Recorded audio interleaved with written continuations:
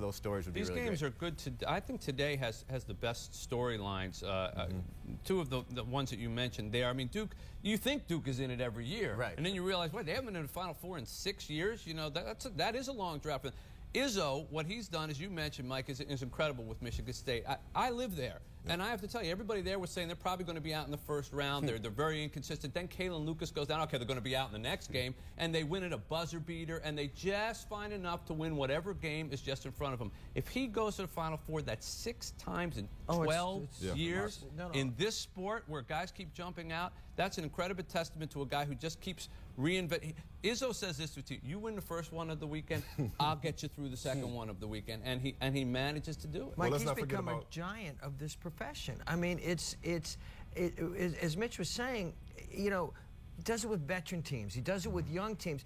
But whatever his message it resonates with every single Michigan State team. And his message begins with rebound. Right. Every year. Rebound and defend. Rebound and defend. And that keeps them in games. And those guys, what's the stat that every 4-year player that's ever played for him has been to a Final Four? That's simply remarkable. But on the other side of that game, we're talking about great stories. Tennessee, we're talking about coming back from something. They kicked up their best player off the team at the beginning of the year. Right. For Bruce Pearl to have a team that's beaten Kansas, has beaten Kentucky, and knocked off Ohio State, that's a scary team from the standpoint of their depth. And as much as a grind as this tournament has been for all of these teams, particularly Michigan State, who's shorthanded, they run 10 or 11 guys, Tennessee does. Is that going to give them an edge going forward? And that Tennessee team does not have to face Brittany Griner today.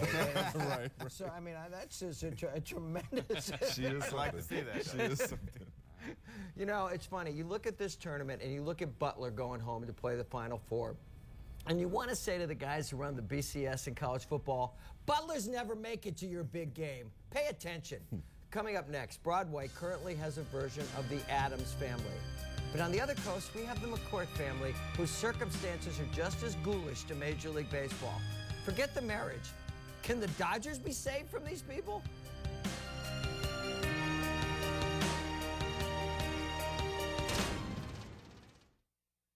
Right now, you can get a great deal on any